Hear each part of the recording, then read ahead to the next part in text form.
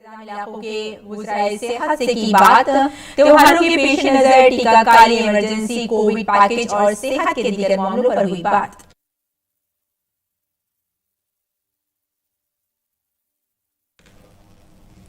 मरकजी वज़ीर दाखिला अमित शाह ने पीएम के सियासी हुकूमत में 20 साल के मौके पर 3 रोजा कॉन्फ्रेंस का किया इफ्तिताह। कहा, वज़ीर आज़म नरेंद्र मोदी ने सबके लिए फायदेमंद तरक्याती मॉडल किया तैयार। देवेंद्र फडणवीस ने पीएम को बताया भारत सियासत में हुकूमत के गुरु।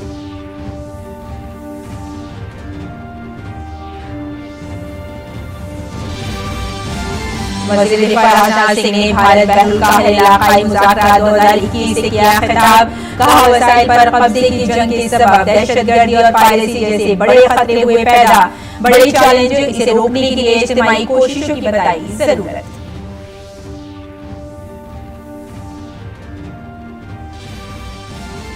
जासूसी मामले में सुप्रीम कोर्ट का अहम फैसला। मामले की जांच के लिए सुप्रीम कोर्ट के साबिक जज की सरबराही में 3 रुकनी कमेटी का क़याम।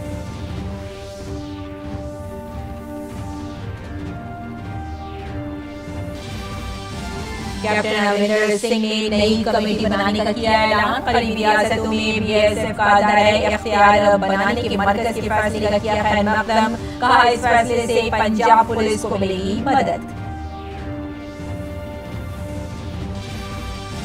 मुंबई ड्रग मामले में आज फिर होगी आलिम खान की जमानत पर समाअत। वहीं एनसीबी की टीम समीर वानखेड़े से उनके खिलाफ जबरन वसूली के इल्जामात के सिलसिले में करेगी पूछताछ।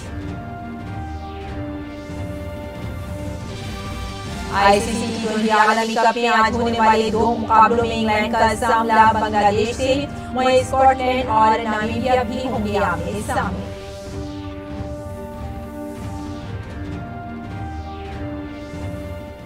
आदाब नाज़रीन, खबरनामे में आपका इस्तकबाल है। मैं हूं आपके साथ रेशमा फारूकी। आइए तफसील से अब खबरों की नजर डालते हैं। वज़ीर आज़म नरेंद्र मोदी आज वर्चुअल तरीके से 16वीं मशरिक़ी एशिया सरबराह इजलास में शिरकत करेंगे। मशरिक़ी एशिया सरबराह इजलास एक ऐसा फोरम है जिसकी क़यादत हिंद बहरुल काहिल के मुमताज रहनुमा करते हैं। 2005 में अपने क़याम के बाद से इसने मशरिक़ी एशिया की स्ट्रेटेजिक और जोग्राफियाई सियासी तरक्की में अहम किरदार अदा किया है। आसियान के 10 रुकन ममालिक के अलावा मशरिक़ी एशिया सरबराह इजलास में भारत, चीन, जापान, जमहूरिया कोरिया, ऑस्ट्रेलिया, न्यूजीलैंड, अमेरिका और रूस शामिल हैं। भारत मशरिक़ी एशिया सरबराह इजलास का बानी रुकन होने के नाते इस सरबराह इजलास को मजबूत बनाने और इसे असली चैलेंजों से निपटने के लिए मजीद मौसर बनाने के तय पुरअज़्म है। 16वीं मशरिक़ी एशिया सरबराह इजलास में समुद्री सलामती, दहशतगर्दी, कोविड-19 से मुताल्लिक़ ताउन समेत इलाकाई और बैनुल-अक़वामी दिलचस्पी नई तशवीश के उमूर पर तबादला ख्याल किया जाएगा। मरकजी वज़ीर दाखिला अमित शाह ने आज वज़ीर आज़म नरेंद्र मोदी की हुकूमत के सरबराह के तौर पर 2 दहाइयों का जायजा नामी कॉन्फ्रेंस का इफ्तिताह किया, जिसका उन्वान national conference on delivering democracy है। इस कॉन्फ्रेंस का एहतमाम रामभाऊ महलगी प्रबोधिनी संस्थान ने किया है। इस मौके पर खिताब करते हुए वज़ीर दाखिला अमित शाह ने कहा कि 2014 तक लोगों के ज़हनों में ये शुबा था कि क्या कसीरुल जहदी जमहूरी पार्लियामेंटी निज़ाम नाकाम हो गया है। इसके बाद बड़ी उम्मीदों के बाद मुल्क के अवाम ने इख्तियार वज़ीर आज़म मोदी को सौंप दिया था। 2014 तक एक कल्याण राज्य या तो राम राज्य की परिकल्पना ध्वस्त हो चुकी थी। जनता के मन में एक आशंका आ गई थी कि कहीं हमारी बहुपक्षीय लोकतांत्रिक संसदीय व्यवस्था फिर तो नहीं हो गई है। बड़े धैर्य से जनता ने फैसला किया और प्रधानमंत्री नरेंद्र मोदी को 30 साल के बाद पूर्ण बहुमत के साथ इस देश का शासन सौंपा। पहली बार किसी गैर कांग्रेसी दल की पूर्ण बहुमत की सरकार बनी। एक महीने में पहली बार भारतीय जनता पार्टी को पूर्ण बहुमत मिला और पहली बार कांग्रेस आइडियोलॉजी के बाहर के लोगों को सत्ता करने का मौका मिला। मुल्क की सलामती पर बात करते हुए वज़ीर दाखिला ने कहा कि उड़ी और पुलवामा के वाक़ये के बाद हुकूमत ने सर्जिकल और फिज़ाई हमले करके पूरी दुनिया को ये पैगाम दिया कि कोई भारतीय की तरफ आंख उठाकर नहीं देख सकता। समग्र विकास का मतलब क्या है? देश की सुरक्षा को सुनिश्चित करना, छोटे से बच्चे से लेकर वयोवृद्ध व्यक्ति तक निश्चित हो जाए कि इस देश को कोई उंगली उठाकर देख नहीं सकता। इस प्रकार का व्यवस्था तंत्र खड़ा करना। कई बार हमने उरी और पुलवामा में हुआ, दोनों बार, एक बार सर्जिकल स्ट्राइक और एयर स्ट्राइक करी और दुनिया भर के अंदर संदेश गया कि अब भारत की सीमाओं के साथ छेड़खानी नहीं हो सकती। कॉन्फ्रेंस में महाराष्ट्र के साबिक वज़ीर आला देवेंद्र फडणवीस ने कहा कि जीडीपी सरमायाकारी हुकूमत के तरीक़ाकार को तब्दील करके गरीबों के लिए सरमायाकारी करने का काम मोदी हुकूमत ने किया है। जिस मोदीनॉमिक्स की बात की जाती है, उस मोदीनॉमिक्स में मोदी जी ने सबसे बड़ा परिवर्तन ये किया कि विकसनशील देश में जब हमारे विकास की अवधारणा हम करते हैं तो उसमें एक बड़ा निवेश ये स्टेट करता है, राज्य करता है, देश करता है, देश की सरकार करती है, जो जीडीपी के ग्रोथ में एक बहुत बड़ा एक एक्सीलरेटर का काम करती है। इस जीडीपी ग्रोथ में सरकार के निवेश की पद्धति को बदलकर गरीबों के लिए निवेश करने का काम मोदी जी ने शुरू किया। अपने खिताब में आईसीसीआर के सदर सैसर बुद्धे ने कहा कि गुज़िश्ता 7 सालों में पहले कौम की पॉलिसी पर अमल करते हुए पॉलिसियां बनाई गई हैं। देश की मिट्टी की सुगंध जिसको है, ऐसे नीतियों का एक आविष्कार प्रधानमंत्री जी के कार्यकाल में हुआ है और ये मैं मानता हूं कि एक सबसे अहम महत्वपूर्ण योगदान है। देश की जो नई शिक्षा नीति का ऐलान हुआ है, शिक्षा नीति की बात हो, अन्य क्षेत्र में विकास के बारे में जो पहले हुई है उनकी बात हो, रक्षा के क्षेत्र में हो, चाहे विदेश नीति के क्षेत्र में हो, सब जगह देश हित को प्रधान रखते हुए नेशन फर्स्ट इस भूमिका का अनुसरण करते हुए नीतियों का एक नया आविष्कार विगत 7.5 सालों में हमने देखा। और वज़ीर दिफा राजनाथ सिंह ने आज हिंद बहरुल काहिर इलाकाई डायलॉग 2021 का खिताब किया। ये भारतीय बहरिया की आला तरीन बैनुल-अक़वामी सालाना कॉन्फ्रेंस है। 3 रोजा IPRD 2021 कॉन्फ्रेंस का इनेकाद ऑनलाइन किया गया है। इस तकरीब का मकसद हिंद बहरुल काहिर खित्ते में उभरते हुए चैलेंजों और मौक़े का जायजा लेना है। इस साल के IPRD का फोकस 8 मखसूस ज़ैली मौज़ूआत पर है, जो एक वसी मौजू के तहत 21वीं सदी के दौरान बहरिया हिकमत अमली में इर्तिक़ा, लाज़मी चैलेंज और आगे का रास्ता रखा गया है। इस सालाना डायलॉग के जरिए भारतीय बहरिया और नेशनल मैरीटाइम फाउंडेशन मुसलसल एक ऐसा महाज तैयार कर रहे हैं जहां हिंद बहरुल काहिर खित्ते के समुद्री इलाके को मुतासिर करने वाली जोग्राफियाई सियासी सरगर्मियों पर गहरी बातचीत हो सके। While competition over resources has intensified, the rise of serious threats such as terrorism, piracy, drug trafficking, and the climate change have thrown new challenges for our Indo-Pacific region. The nature of these challenges in the region has considerably translational implications which require a cooperative response. There is therefore a need to find convergence of interests and commonality of purpose on maritime issues. मरकजी वज़ीर सेहत मनसूख मांडविया की रियासतों और मरकजी ज़ेर इंतजाम इलाकों के वज़राए सेहत के साथ मुल्क में कोविड वैक्सीनेशन मुहिम, हंगामी कोविड पैकेज और सेहत से मुताल्लिक़ दीगर उमूर पर बातचीत के लिए मीटिंग हुई। इस मीटिंग में त्योहारों के मौसम में कोविड के मामलात में इजाफा होने की सूरत में उठाए जाने वाले इक़दामात पर तफसील से तबादला ख्याल किया गया। हाल ही में वज़ीर आज़म के जरिए शुरू की गई PM Ayushman Bharat health infrastructure mission scheme पर भी बातचीत की गई। इस मीटिंग में 12 रियासतों के वज़राए सेहत ने हिस्सा लिया। दीगर रियासतों के अफसरान ने भी इसमें हिस्सा लिया। और कीमियाई अशिया और खाद के मरकजी वज़ीर मनसुख मांडविया ने कहा कि आलमी वबा के बाद भारत में फार्मास्यूटिकल सेक्टर में सरमायाकारी में इजाफा हुआ है। उन्होंने कहा कि हुकूमत सनअतों की मफाद के तय काम कर रही है। इन्वेस्ट इंडिया के सरमायाकार समिट से अमली तौर पर खिताब करते हुए डॉक्टर मांडविया ने कहा कि दुनिया की सरकर्दा कंपनियों को भारत को सरमायाकारी का एक मिसाली मुकाम बनाने के लिए हुकूमत की कोशिशों से फायदा उठाना चाहिए। उन्होंने कहा कि आज भारत जेनेरिक अद्वियात का सबसे बड़ा मैन्युफैक्चरर और सप्लाई करने वाला मुल्क है।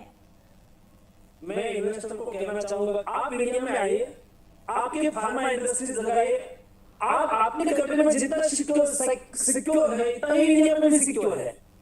आप आपकी इंडस्ट्रीज वहां जितनी सिक्योर है इतनी ही आपकी इंडस्ट्रीज इंडिया में सिक्योर है। India is the best invest destination बने, इसलिए भारत सरकार की ओर से जो प्रयास हो रहा है उसका लाभ इंडियन कंपनी भी ले, दुनिया भी ले। सुप्रीम कोर्ट ने पेगासस जासूसी मामलों की सह रुकनी माहिरीन पर मुश्तमिल कमेटी से जांच कराने का हुक्म दिया है। कमेटी की सदारत सुप्रीम कोर्ट के रिटायर्ड जज आर.वी. रविंद्र करेंगे। Chief justice NV. रमन्ना, जज सूर्यकांत और जज हिमा कोल की बेंच ने कहा है कि इस मसले पर मरकज की तरफ से कोई एतराज नहीं है। सुप्रीम कोर्ट की ज़ेर निगरानी ये कमेटी काम करेगी। अदालत का कहना है कि हमारी रोजमर्रा की जिंदगी में इंफॉर्मेशन टेक्नोलॉजी की अहमियत है, लेकिन साथ ही शहरियों की प्राइवेसी को भी महफूज किया जाना भी उतना ही अहम है। अदालत ने कहा कि प्राइवेसी का हक आईनी तहफ़्फ़ुज़ाती इक़दामात से मुंसलिक है। सुप्रीम कोर्ट ने वाज़ेह किया कि कौमी सलामती के मफाद में दहशतगर्दाना सरगर्मियों की रोकथाम के लिए प्राइवेसी की बुनियाद पर पाबंदी लगाई जा सकती है। आज सुप्रीम कोर्ट की 3 जज की खंडपीठ जो honourable chief justice of India के द्वारा हेडेड थी, उन्होंने अभी जस्ट जजमेंट दिया है पेगासस मैटर में। जो पिटिशनर्स कोर्ट के सामने थे उनको पहली दृष्टि से उनके केस को उन्होंने मानने पाया और इसलिए उन्होंने कमेटी अपॉइंट की है। कमेटी जो है वो रिटायर्ड सुप्रीम कोर्ट जज ऑनरेबल जस्टिस रविंद्रन के थ्रू हेडेड होगी और उसके जो बाकी मेंबर्स हैं वो जो मैं नोट कर पाया जब जजमेंट पास हो रहा था, वो आलोक जोशी, संदीप ओबराय और 3 टेक्निकल मेंबर्स में Naveen Kumar Chaudhary, mister Prabhakaran and mister Ashwini Gupta होंगे। बीजेपी जनरल सेक्रेटरी और आंध्र प्रदेश के इंचार्ज सुनील देवधर ने आंध्र प्रदेश की बदवेल असेंबली के ज़मीनी इंतखाब से मुताल्लिक एक प्रेस कॉन्फ्रेंस करते हुए जगन मोहन रेड्डी हुकूमत पर बदगुमानी का इल्जाम लगाया। सुनील देवधर ने कहा कि बदवेल असेंबली में सरकारी मशीनरी का फायदा उठाकर वोटरों को डराया और धमकाया जा रहा है। गवर्नमेंट मशीनरी का लाभ उठाकर वोटर्स को डराने का, धमकाने का काम चल रहा है। ऐसे 3-4 गांवों से कंप्लेंट्स आई है आज सुबह है कि हमें टुकड़े कर देंगे, इस तरह से धमकी दी है कि आपने बीजेपी का काम नहीं कर रहा है। तो ममता बनर्जी मॉडल ये आंध्र प्रदेश में धीरे धीरे रिपीट होने की संभावना दिखाई दे रही है and it is a very serious matter. Sunil Deodhar ने कहा कि बदवेल असेंबली में जिस तरह की सूरत हाल है उसे वहां मुंसिफाना और गैर जानिबदाराना इंतखाबात की उम्मीद नहीं है। सरकारी मिशनरी का यूज करके वोटर्स को धमकाना और ऐसी परिस्थिति में फ्री एंड फेयर इलेक्शंस होने की संभावना हमें लगती नहीं।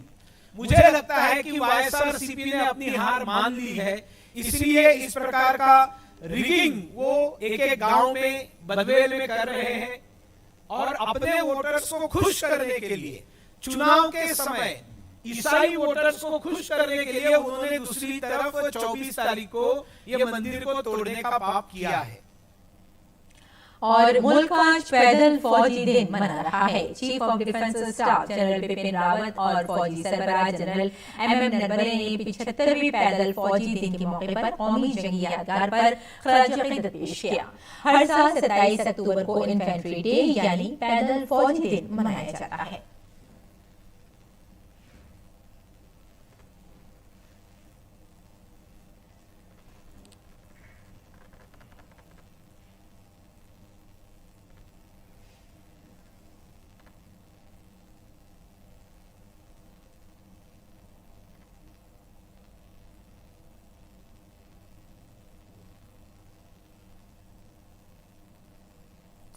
वज़ीर दिफा राजनाथ सिंह ने पैदल फौजी दिन के मौके पर मुल्क के बहादुर पैदल फौजियों को मुबारकबाद दी।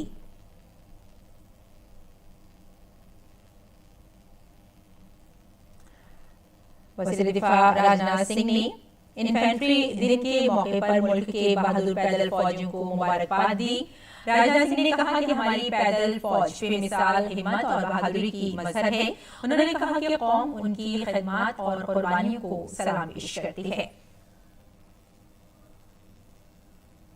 अगली खबर की जानिब बढ़ते हैं। बॉम्बे हाई कोर्ट में मंशियात मामले में आज आर्यन खान की जमानत की दरख्वास्त पर समाअत मुलतवी हो गई है। इससे कबल मुंबई हाई कोर्ट ने कल क्रूज शिप ड्रग केस में मुल्जिमान की जमानत की दरख्वास्तों पर समाअत की थी। एनसीबी और आर्यन खान के वकील ने अदालत में जोरदार दलाइल पेश किए थे। एनसीबी ने आर्यन खान को जमानत मिलने की सख्त मुखालफत की, जबकि मुकुल रोहतगी ने आर्यन खान की हिमायत की। मजिस्ट्रेट और सेशन कोर्ट में दरख्वास्त मुस्तरद होने के बाद आर्यन खान ने हाई कोर्ट से रुजू किया था। आर्यन और दीगर मुल्जिमान को 2 अक्टूबर को मुंबई से गोवा जाने वाली जहाज पर एनसीबी ने एक रिव्यू पार्टी पर छापा मारने के बाद गिरफ्तार किया था। 14 अफराद को हिरासत में लिया गया था, जिनमें से 8 अफराद को गिरफ्तार कर लिया गया था। एक और पेशरफ्त में नारकोटिक्स कंट्रोल ब्यूरो की 5 रुकनी टीम आज मुंबई के जोनल डायरेक्टर समीर वानखेड़े से उनके खिलाफ लगाए गए जबरन वसूली के इल्जामात के सिलसिले में पूछताछ करेगी। वानखेड़े ने मुंबई की एक खुसूसी अदालत में हलफनामा दाखिल करते हुए कहा था कि तमाम इल्जामात बेबुनियाद और गुमराह कुन हैं, जिनका मकसद जारी तहकीकात में रुकावट डालना है। आर्यन खान ड्रग्स मामले में 25 करोड़ की बदजुर्मानी के इल्जामात की जांच के लिए एनसीबी की टीम मुंबई में है। एनसीबी अफसर ज्ञानेश्वर सिंह ने कहा कि टीम ने तमाम रिकॉर्ड यकजा कर लिए हैं और अब सभी गवाहों को पूछताछ के लिए बुलाया जाएगा। आज दिल्ली से 5 सदस्यीय टीम, एक स्पेशल इंक्वायरी टीम मुंबई पहुंची है, जो एफिडेविट में लगे हुए एलिगेशंस हैं उसके संबंध में जांच टीम गठित की गई है। उसके लिए आज हम लोग मुंबई आए हैं। इस कार्यालय से कुछ कागजात इकट्ठे किए गए हैं, रिकॉर्ड इकट्ठे किए गए हैं और साक्ष्यों को बुलाया गया है। हम लोगों ने जांच शुरू कर दी है। आगे साक्ष्यों का स्टेटमेंट वगैरह होगा। जब हम किसी निष्कर्ष पर पहुंचेंगे तो आप सबके साथ उसका रिजल्ट साझा किया। पंजाब के साबिक वज़ीर आला कैप्टन अमरिंदर सिंह ने आज कहा कि वो एक नई सियासी पार्टी बनाने जा रहे हैं। चंडीगढ़ में सहाफियों से बात करते हुए कैप्टन अमरिंदर सिंह ने कहा कि इंतखाबी कमीशन की मंजूरी के बाद इंतखाबी निशान के साथ पार्टी के नाम का ऐलान किया जाएगा। I am forming a party. Now the question is, what is the name of the party? I can't tell you because I don't know it myself. Our lawyers are today working with the Election Commission.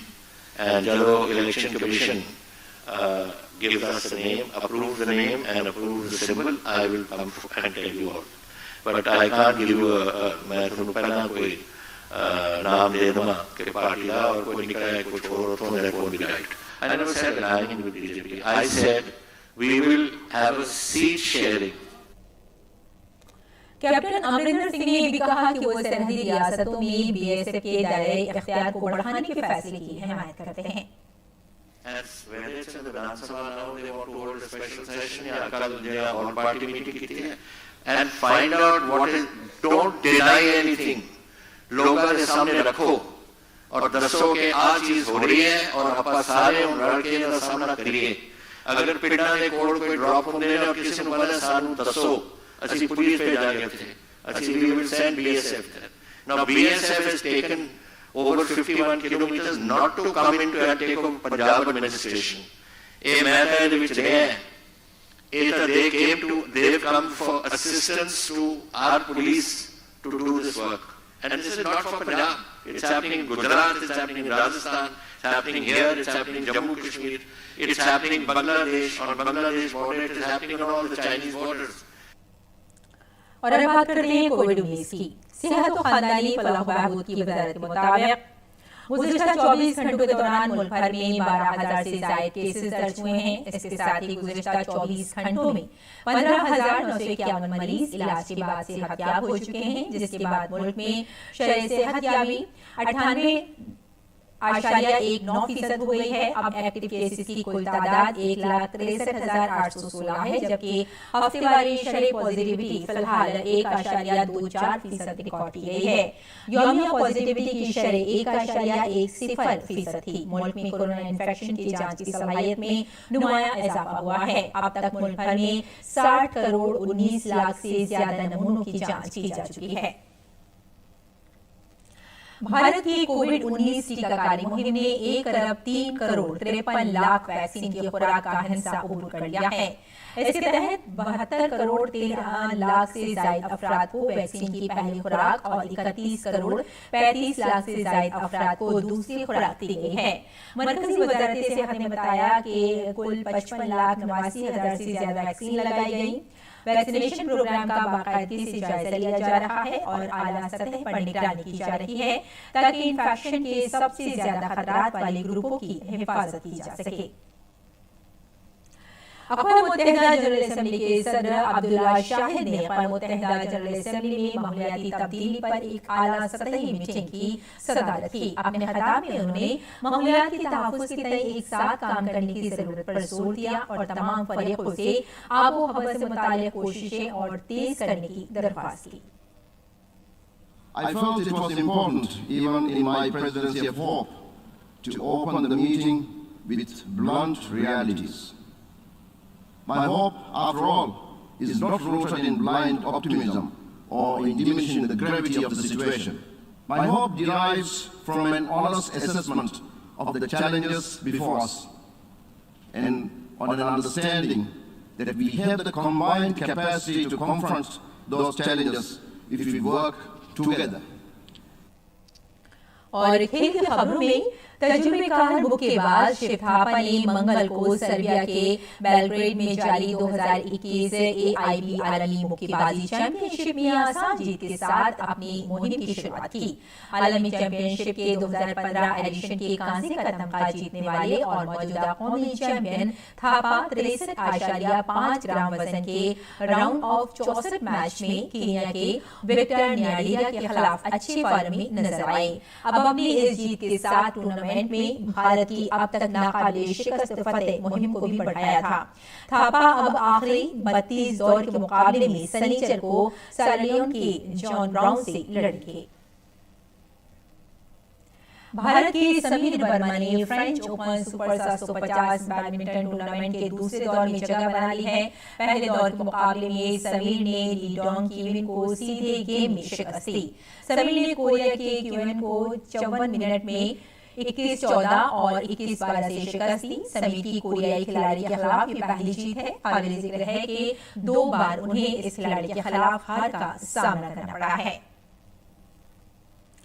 और ICC T20 और world cup के super 12 में आज 2 match खेले जाएंगे। पहले match में England का मुकाबला बांग्लादेश के साथ होगा। इंग्लैंड ने अपने पहले मैच में वेस्टइंडीज को 6 विकेट से शिकस्त दी थी। दूसरी जानिब बांग्लादेश को अपने पहले मैच में श्रीलंका के हाथों शिकस्त का मुंह देखना पड़ा।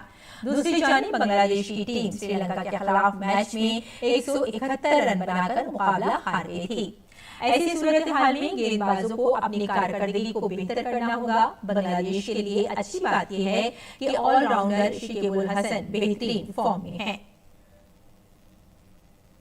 दिन के दूसरे मैच में क्वालिफायर्स में 2 बेहतरीन जीत से सुपर 12 के लिए क्वालिफाई करने वाले नामीबिया का सामना स्कॉटलैंड से होगा। नामीबिया ने नीदरलैंड और आयरलैंड को शिकस्त देकर सुपर 12 में जगह बनाई थी। नामीबिया ने पिछले 2 मैचों में हदफ का ताक़ुब करते हुए अच्छी बल्लेबाजी की। इसकी तरफ से कप्तान एरिसम्स और ऑलराउंडर डेविस ने ज्यादातर रन बनाए थे। दूसरी जानिब स्कॉटलैंड ने क्वालिफायर में 3 जीत के साथ सुपर 12 में जगह बनाई थी। ताहम सुपर 12 के पहले मैच में उन्हें अफगानिस्तान के खिलाफ 130 रन की शर्मनाक शिकस्त का सामना करना पड़ा।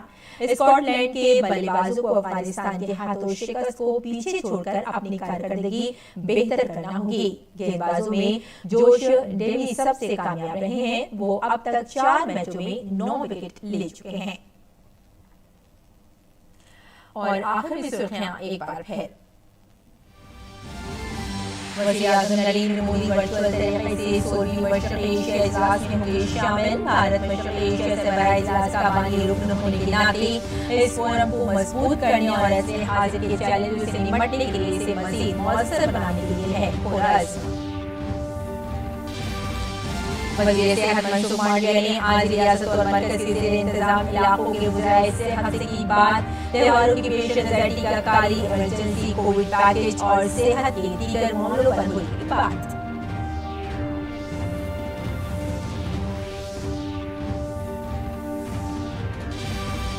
मरकज़ी वज़ीर दाखिला अमित शाह ने पीएम के सियासी हुकूमत में 20 साल के मौके पर 3 रोज़ा कॉन्फ्रेंस का किया इफ्तिताह। कहा वज़ीर-ए-आज़म नरेंद्र मोदी ने सबके लिए फायदेमंद तरक्याती मॉडल किया तैयार।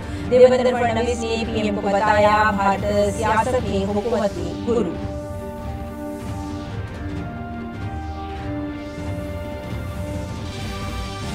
वज़ीर दिफा राजनाथ सिंह ने भारत बहरुल इलाकाई मुज़ाकरात 2021 से किया खिताब। कहा वसाइल पर कब्जे की जंग के सबब दहशतगर्दी और पायरेसी जैसे बड़े खतरे हुए पैदा, बड़े चैलेंजेस, इसे रोकने के लिए इज्तिमाई कोशिशों की बताई जरूरत।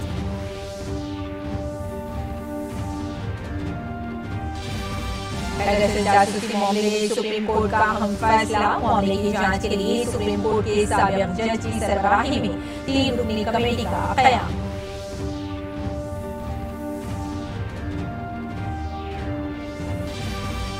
कैप्टन अमरिंदर सिंह ने नई कमेटी बनाने का किया ऐलान। करीबी रियासतों में बीएसएफ का दायरा इख्तियार बनाने के मरकज़ के फैसले का किया खैर मकदम। कहा इस फैसले से पंजाब पुलिस को मिलेगी मदद।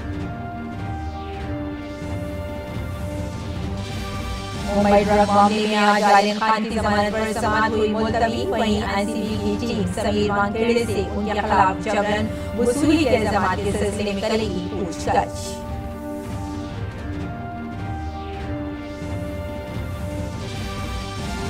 आईसीसी टी20 आलमी कप में आज होने वाले 2 मुकाबलों में इंग्लैंड का सामना बांग्लादेश से, वहीं स्कॉटलैंड और नामीबिया भी होंगे आमने सामने। तो नाज़रीन खबरनामे में फिलहाल इतना ही, इजाज़त दें, आदाब।